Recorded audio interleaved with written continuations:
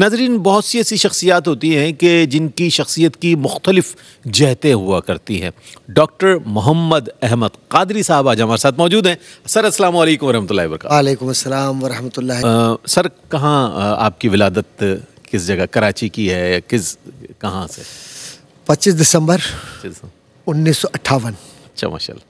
1958.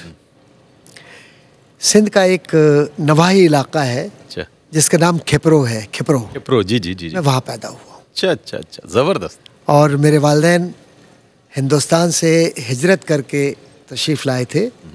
حضرت بادشاہ میاں قادری رحمۃ اللہ تعالی علیہ، جو عالم بھی تھے ماشاء اللہ ماشاء اللہ، اور ساتھ ہی ساتھ درویش بزرگ بھی. اور پھر ان کی جو ہجرت ہندوستان سے پاکستان کی طرف ہوئی، جو میرے بڑے بھائی ہیں پروفیسر ڈاکٹر محمد عبداللہ قادری صاحب، کیا بات. جنہوں نے بہت ہی معروف نعت پڑھی تھی جو ربیع الاول خاص طور پر بچے کی زبان پر ہوتی ہے. اللہ اللہ اللہ لا الہ الا گلشن میں آئی ہے تازہ بہار، امنہ بی بی کے گلشن میں آئی ہے. ریڈیو پاکستان سے بلند ہونے والی پہلی خوبصورت آواز. اور ربیع الاول کے حوالے سے تو پھر اس کو متعدد لوگوں نے پڑھا، بہت لوگوں نے پڑھا، تمام آج بھی پڑھا جا رہا ہے اور آج بھی پڑھی جاتی ہے ماشاءاللہ. اچھا سر، ابتدائی زندگی کے حوالے سے بچپن میں تعلیمی کھپرو سے ہی پھر یا پھر وہاں سے بھی مائیگریشن ہوئی آپ کی؟ کیا کھپرو سے حیدرآباد سندھ آ گئے؟ حیدرآباد دکن سے حیدرآباد سندھ تک کا سفر. اچھا اچھا. اور اس کے بعد پھر کراچی.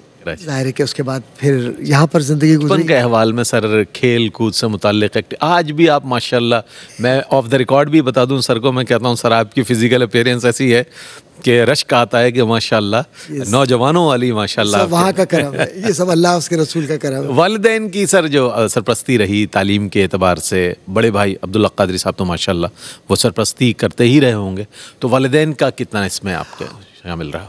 اللہ تبارک و تعالیٰ کا یہ فضل ہمیشہ سے ہمارے گھرانے پر رہا کہ ہمارے گھرانے میں والد صاحب اور والدہ صاحبہ ان دونوں کی خواہش تھی کہ ہم دین اور دنیا دونوں کے علوم حاصل کریں. زبردست ماشاءاللہ. اور کوشش یہ ہوتی تھی، والد صاحب اکثر و بیشتر ایسا ہوتا تھا کہ ہم سے عربی میں گفتگو کرتے تھے بچپن کے اندر. عربی میں پھر عربی ظاہر الحمدللہ ثم الحمدللہ.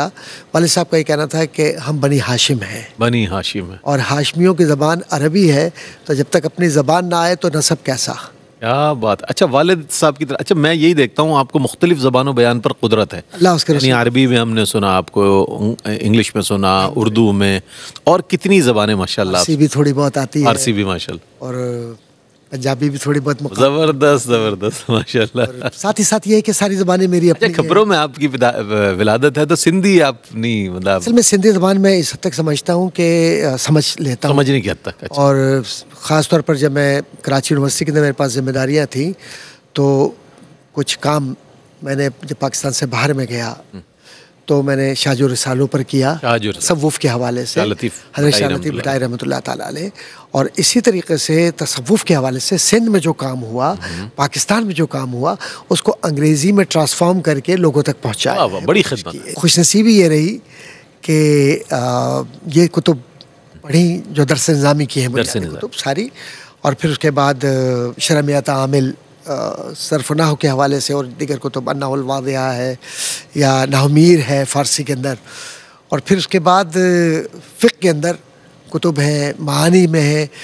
پھر ساتھ ہی ساتھ مجھے آج تک یاد ہے کہ رمضان المبارک کا مہینہ تھا اور میٹرک کے ہمارے امتحان ہو رہے تھے، اور صبح میں ہم ادیب عربی کے امتحان دیا کرتے تھے، اور دوپہر کے اندر وہ پورے 10 پرچوں کے ساتھ میٹرک کا پرائیویٹ امتحان دیا. اور میرے جو بڑے بھائی ہیں ڈاکٹر عبداللہ قادری صاحب، انہوں نے فرسٹ ڈویژن حاصل کی، 2-2.5 مہینے میں تیاری کی تھی اس کی میٹرک کی، اور میں نے سیکنڈ ڈویژن میں کی، کچھ نمبروں سے رہ گیا میں. پھر اس کے بعد عالم عربی کیا، فاضل عربی کیا، اور خوش نصیبی سے جو اساتذہ ملے، یہ فیض حضرت علامہ شاہ عبدالحمید بدایونی صاحب رحمۃ اللہ تعالیٰ علیہ میرے استاد تھے، اور ان کا مدرسہ تھا جامع تعلیمات اسلامیہ، اس میں جامع ازہر سے اساتذہ تشریف لائے تھے. جیسا آپ نے ابتدا میں فرمایا کہ والدین کی خواہش تھی عصری علوم بھی حاصل کیے جائیں، دینی علوم بھی حاصل کیے جائیں.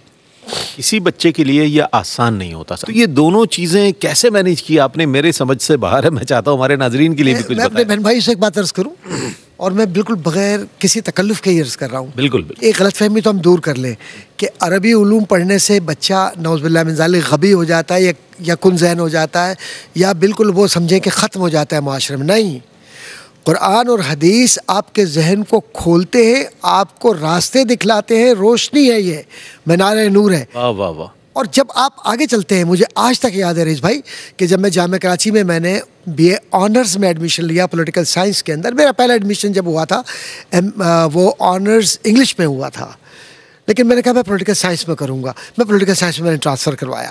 پولیٹیکل سائنس میں جب میں گیا تو اس وقت میں پولیٹیکل سائنس کے آنرز فرسٹ ایئر کا اسٹوڈنٹ تھا, لیکن ایم اے اسلامیات جو لوگ اس زمانے میں کر رہے تھے, جب ان سے میں اسلامیات کی فیکلٹی میں گیا ملنے کے لیے, ویسے ہی ملتا تھا دوستوں کو, تو فائنل ایئر کے طلباء کو میں اس لیے پڑھاتا تھا اس وقت, آنرز فرسٹ ایئر کا طالب علم, کہ میں مدرسے سے فارغ التحصیل ہو کر گیا تھا. اچھا. تو اس آپ یقین جانیے ذہن کھل جاتا ہے. آج سے 22-23 سال پہلے کی بات ہے کہ جب میرا پہلا لائیو تھا کسی پرائیویٹ چینل سے, تو میرا پہلا تھا. میں نے پروڈیوسر سے پوچھا کہ کون ہے میرے ساتھ, تو بڑی ایکسائٹمنٹ بھی تھی, پاؤں بھی کپ کپا رہے تھے, اور ظاہر ہے لائیو بھی تھا. تو پتہ چلا کہ ڈاکٹر محمد احمد قادری صاحب ہیں آپ کے ساتھ. اب محمد احمد قادری صاحب کا ڈاکٹر صاحب کا جب نام آیا تو مجھے تو ویسے ہی پسینہ آ گیا.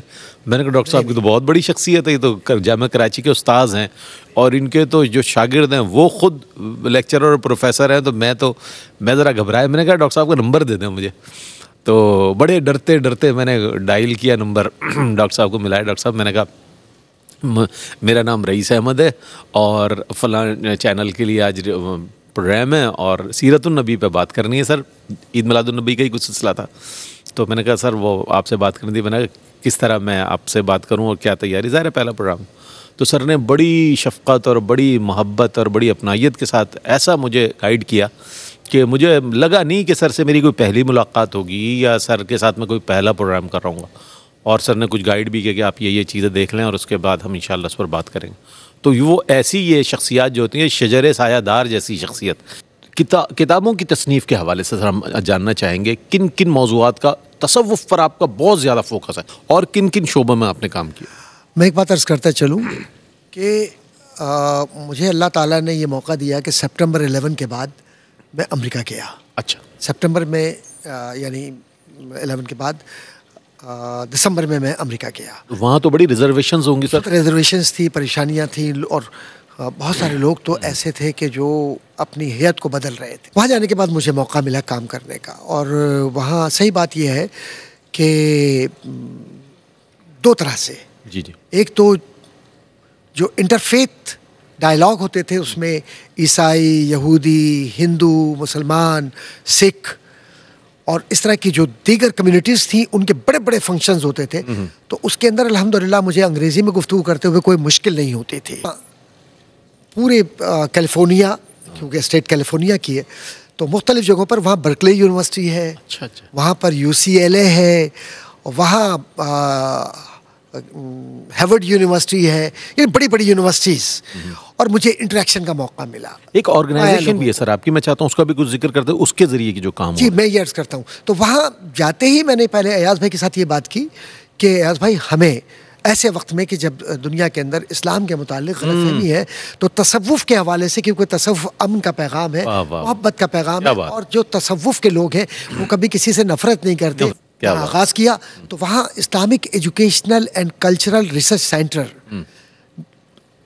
اس کی ایک اپلیکیشن دی ہم نے, اور حکومت امریکہ نے اس اپلیکیشن کو, جس کی رجسٹریشن ظاہر لوگ سمجھتے تھے کہ بہت مشکل ہوگی, 3 مہینے کے اندر اندر اس کی اپروول دے دی, اور 501(c)(3) status non profit organization کا دے کر اجازت دی کہ آپ کام کیجیے. وہ اس ماحول میں جب لوگ خوفزدہ تھے کلمہ طیبہ پڑھنے سے, اپنا گیٹ اپ چینج کر رہے تھے, اپنا گیٹ اپ محمد کے بجائے نعوذ باللہ من ذالک اپنے نام کو بدل کے لوگوں نے مو کہلانا شروع کر دیا. میرا خیال ہے کہ خوفزدہ ہونے کی ضرورت نہیں, کردار بنانے کی ضرورت. کردار بنائے گا, کیا اچھی بات. اس وقت میں وہاں جب گیا تو میں ظاہر کہ پہنچنے کے بعد میرا اسٹیٹس بھی جو تھا وہ ظاہر کہ میں تو ایک اجنبی تھا, لیکن اللہ تعالیٰ کا یہ فضل ہوا کہ وہ آرگنائزیشن چلی, اور اس کے بعد پھر اس میں بہت سارے لوگ, سیکرامنٹو جو کیپٹل ہے اس کا کیلیفورنیا کا، اس کے اندر جلسہ ہوا، پھر وہاں لوگ اٹیچ ہوئے، کرتے کرتے پھر اس کی سیکرمنٹو میں ہمارے شیراز بھائی، شیراز قادری، وہاں پھر اس کے بعد ہیوسٹن میں یہ ادارہ بنا، Islamic educational culture research centre, Kamran بھائی ماشاءاللہ تو خلیفہ بھی ہیں. آپ نے پورا نیٹ ورک بنایا ہے. نیٹ ورک الحمدللہ اس طرح چلا کہ ڈیلس کے اندر بھی بنا، پھر ہم اور بھی جگہوں پر جاتے رہے، یہاں تک کہ یعنی امریکہ سے نکل کر کینیڈا بھی چلے گئے. ایک بات عرض کرتا چلوں کہ میری بڑی خواہش تھی کہ میں اجمیر شریف میں حاضری دوں، کیونکہ میرے والدین انہی کے حکم سے، انہی کی بشارت سے پاکستان میں ہجرت کر کے آئے. تو ہوا یہ کہ میں سیرت کانفرنس تھی جو حکومت پاکستان کرتی ہے، تو اس میں گیا. تو وہاں اتفاق کی بات ہے کہ وزارت مذہبی امور کے سیکریٹری صاحب سے اس وقت ملاقات ہوئی. انہوں نے کہا کہ اجمیر شریف جاؤ گے؟ میں نے کہا جاؤں گا. تو کہا کہ وہ جو وفد جا رہا ہے اس میں آپ کو ہم شامل کر رہے ہیں. کیا بات کہ ٹھیک ہے. تو حاضری وہاں سے بلاوا آ گیا. لگن سچی تھی نا. ہاں سبحان اللہ. اس کے بعد جب میں جا رہا تھا تو میں چادر لے جانا بھول گیا. خواہش تھی میری کہ میں چادر لے کر جاؤں، چادر چڑھاؤں. یہ کوئی مبالغہ رائے نہیں، اللہ اور اس کا رسول گواہ ہے کہ میں سچ کہہ رہا ہوں کہ میں اجمیر شریف کے لیے نکلا ہوں. کراچی سے جب روانہ ہونے لگا تو جاتے ہوئے کچھ احباب آئے، کہا کہ یہ اہل کراچی کی طرف سے یہ چادر ہے، وہاں پیش کر دینا. کیا بات. لوگ سبحان اللہ، اہل دل ہے، وہ جانتے ہیں کہ میں کیا. بات. جب میں عراق گیا تو شلوار کرتا پہنا ہوا تھا، ترکی میں بھی شلوار کرتا ہی پہنا ہوا تھا. تو اس کے بعد جب میں وہاں پہنچا تو جب ان کو پتہ چلا میں پاکستانی ہوں، عراق کے لوگوں نے کہا پاکستان زندہ باد، پاکستان زندہ باد. بڑی محبت کے ساتھ. پاکستان پوری دنیا میں زندہ باد. ماشاءاللہ. میرا وطن، میں کہتا ہوں کائنات میں سب سے خوبصورت اگر پاکستان ہے تو میرا وطن پاکستان ہے. حکومت ایران نے بھی مجھے بلایا تھا، 1992 کی بات ہے. تو عدل گستری یا وزارت انصاف نے مجھے بلایا تھا. میں نے وہاں پر بھی ایک وہ پیپر پیش کیا تھا، اپنا ریسرچ پیپر تھا میرا، relationship between Iran and Pakistan, a change in the world. اس وقت کی بات ہے، 1991 کی بات کر رہا ہوں میں. اور اسی طریقے سے ترکی کے اندر بھی کئی بار میں گیا ہوں. اور اللہ اور اس کے رسول صلی اللہ علیہ وسلم کا یہ فضل ہے کہ جو میری کتاب ہے، میں نے جو اباؤٹ آف پیس ایک میری کتاب ہے، ایک کتاب ہے ہیل یور سیلف، انگلش کے اندر امریکہ سے چھپی ہے. اور یہ ہے کہ دا سائنس آف ڈریمز، ابن سیرین کو میں نے ترجمہ کیا اس کا، وہ بھی امریکہ سے چھپی ہے. پھر اس کے بعد western perception of Islam and global terrorism, وہ بھی امریکہ سے چھپی ہے. World peace order towards international state, وہ بھی امریکہ سے چھپی ہے. اس کی اکثر کتابیں ترکی کے اندر، ٹرکش یونیورسٹیز کے اندر پڑھائی جا رہی ہیں. اچھا اس وقت. اور ابھی حال ہی میں اب کہتا چلوں، آپ کی دعاؤں سے پوری ہو جائے گی انشاءاللہ. وہ کتاب میری آدھی ہو گئی ہے تقریباً، relationship between Turkey and Pakistan with reference to spiritual relationship. اچھا روحانی طور آپ نے اس کو منسلک کر دیا. واہ واہ کیا کہ صرف آپ سیاسی نہ دیکھیں اور آپ یوں نہ دیکھیں، بلکہ ترکی رومی کا ہے، پاکستان اقبال کا ہے، تو مرید اور مراد دونوں کے ایک دوسرے کے ساتھ رشتے ہیں. تو پاکستان کیسے الگ. کہ سر نے ایک کتاب جو موضوع جو انتخاب کیا بہت کمال ہے، کہ پاکستان کی آزادی میں ان علماء کا کردار کہ جنہوں نے، اچھا وہ کتاب جو ہے جامعہ کراچی نے شائع کی خطیر رقم کے ساتھ. میں چاہتا ہوں سر اس کا بھی تھوڑا تذکرہ کچھ ہو جائے. میں بھول گیا تھا، مجھے یاد ہے سر. میری جامعہ کراچی کو تو میں نہیں بھول سکتا، بہت پیار ہے مجھے اس سے. میرا ایم فل کا تھیسس تھا، جو میں نے میرے استاد محترم میرے محسن، میرے والدین کی طرح میں بلکہ ان سے بھی اوپر رکھتا ہوں کبھی بات ہوتی ہے تو، پروفیسر ڈاکٹر منظور الدین احمد صاحب بڑی تھے، وائس چانسلر تھے جامعہ کراچی کے. لیکن ایسا وائس چانسلر میں نے نہیں دیکھا کہ ہو تو وائس چانسلر لیکن زمین پہ سوتا ہو. حضرت درویش منش علامہ فضل خیر آبادی رحمۃ اللہ تعالیٰ علیہ کے خانوادے سے ان کا خانوادہ بیت تھا. تو نون آروی جو پورا خاندان ہے ان کا، بڑے علماء، بڑے بڑے خطبہ کے گھرانے کے ہیں، تو بہت شفقت فرمایا کرتے تھے. تو ان کے زیر نگرانی میں نے ایم فل کیا، اور میں نے جو پی ایچ ڈی کیا وہ پی ایچ ڈی تھا میرا اسلامی نظمیات عامہ، جس کو اردو میں کہتے ہیں Islamic public administration theory and practice English کے اندر. اور یہ کتابیں میری دونوں جو ہے وہ جامعہ کراچی کے نصاب میں بھی ہیں. تو جامعہ کراچی کے جو وائس چانسلر تھے اس زمانے کے، انہوں نے کہا کہ اس کتاب کو پاکستانی سیاست میں علماء کا کردار، اس کو جامعہ کراچی علماء کا کردار، کیونکہ اکثر و بیشتر ہمارے یہاں جب کتابیں لکھی جاتی ہیں نا تو وہ کتابیں باعث ہو کے لکھی جاتی ہیں تنگ نظری کے ساتھ، کسی کو گرانا اور کسی کو بڑھانا، کسی کو گرانا کسی کو بڑھانا. آپ نے بلا تفریق مسلک بلا سب کو شامل کیا، اس میں یہ بڑی کمال بات ہے. تو سارے علماء کی عزت کریں گے تو آپ کی عزت ہوگی. آپ کی عزت، واہ.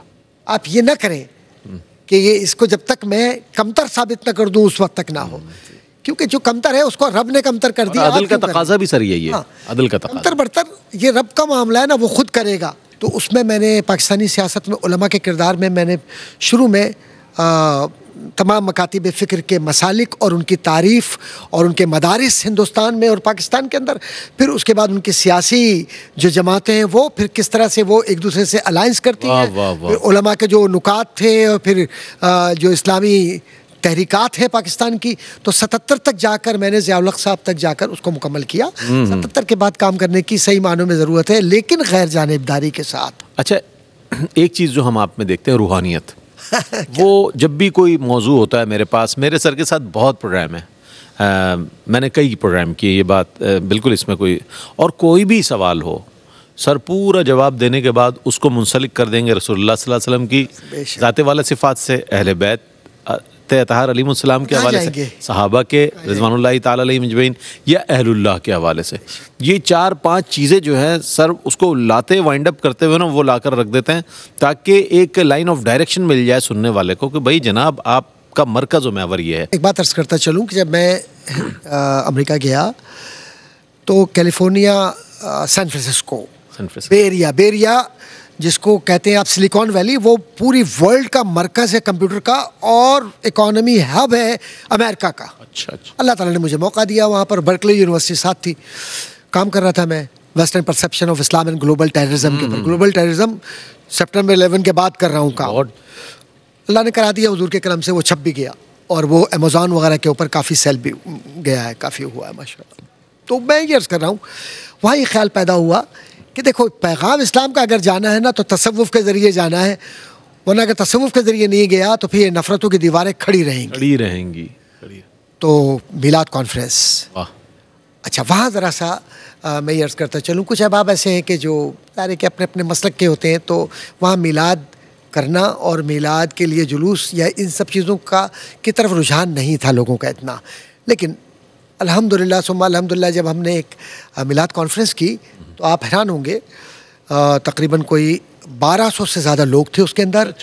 اس میں وہاں کا پولیس چیف تھا گورا وہاں کا، اس کے اندر سینیٹرز تھے، اس میں ڈاکٹر تھیوڈورائٹ جونیئر تھا اس کے اندر ایک اور امریکن ایڈوائزر تھا اس وقت حکومت کا، وہ تھا. سینئر پروفیسرز بہت سارے تھے اس میں، بڑے بڑے لکھنے والے CNN وغیرہ کے لوگ یا لوکل.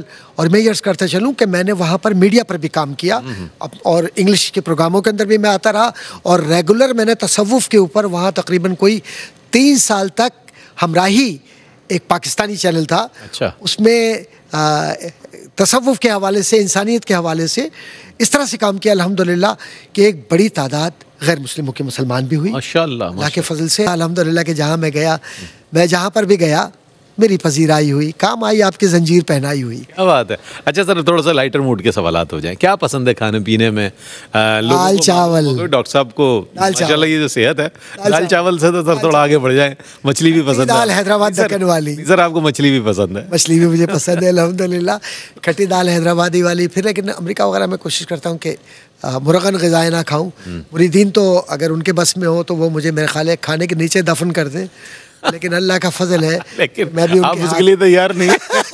میں کہتا ہوں نہیں، ابھی دفن نہیں ہونا کھانے کے نیچے، کیونکہ زندگی آمد برائے بندگی. اور لیکن وہ کہتا ہے نا زندگی آمد برائے خردنی، زندگی بے خردنی شرمندگی، ایسے نہیں ہے. اچھی طرح آپ نے اس کے ترمیم کیا. کے ساتھ کھائیے. زندگی کا سب سے خوشگوار لمحہ جسے آپ کبھی فراموش نہیں کر سکتے، وہ کون سا لمحہ ہے؟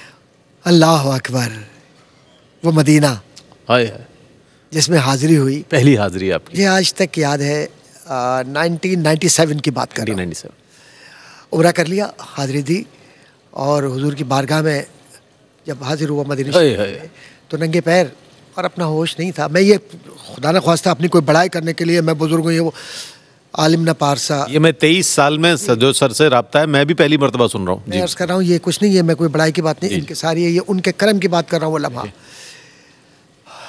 پہلے دن روزہ ماشاءاللہ, اگلے دن جو روزہ تھا میرا بھوکے پیاس سے, لیکن یہ ہے کہ وہاں بھوک پیاس کیا احساس.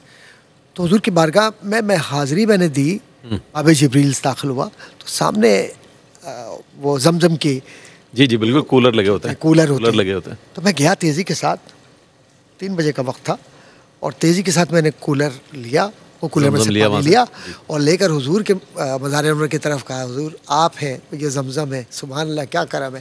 روزے کے عالم میں 3-4 گلاس پی گیا. ہو اچھا. میں رونے لگا, اللہ, میری آنکھوں میں آنسو آ گئے. میں نے کہا یہ کیا ہوا ہے. میں الحمدللہ 7 سال کی عمر سے تقریباً میں روزے رکھ رہا ہوں, کبھی قضا نہیں ہوا, ان کا کرم ہے. رونے لگا, میں نے کہا میں بھول گیا کہ میرا روزہ ہے یہ آپ کی بارگاہ میں. آپ کو پتا تھا کہ آپ کا یہ جو نفس گم کردہ میاں آیت جنید و بایزید نہیں جا, وہ کیفیت میں بیان نہیں کر سکتا کہ کتنے بزرگان دین کے وہ واقعات اور ان کے وہ سارے چہرے میرے نگاہ میں آ گئے, اور وہ ساری جو کچھ مطالعہ تھا وہ سمجھے کہ مدینے کے پانی میں غرق ہو گیا. کہا کہ جس کے حضور ہو گئے اس کا زمانہ ہو. زندگی میں کوئی ایسا لمحہ جس نے جو آج بھی آپ سوچتے ہو تو دکھ دیتا ہو, وہ کون سا لمحہ ہے؟ الحمدللہ ثم الحمدللہ, بس ایک ہی بات کا دکھ ہے کہ عمر رائگاں گئی. کاش کے کچھ اور کر سکتے تھے. کیا بات. ادارہ بنا رہا ہوں حضور کے کرم سے, Islamic educational culture research centre Pakistan کی طرف سے, یتیم بچوں کا. خواہش تھی میری 20-25 سال سے, اور زمین بھی لے لی, بنا ماشاءاللہ کام بھی ہو رہا ہے اس پر, کہ وہاں بچے حفظ قرآن کریں, ماشاءاللہ دین سیکھیں, اور ساتھ ہی ساتھ A لیول O لیول ہو, اور وہ یتیم بچے کہ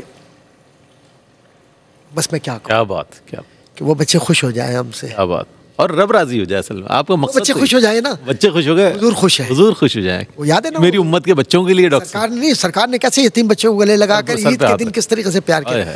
بس وہ حدیث اور وہ واقعہ اور وہ پھر کس طریقے سے ساتھ ہوں گے.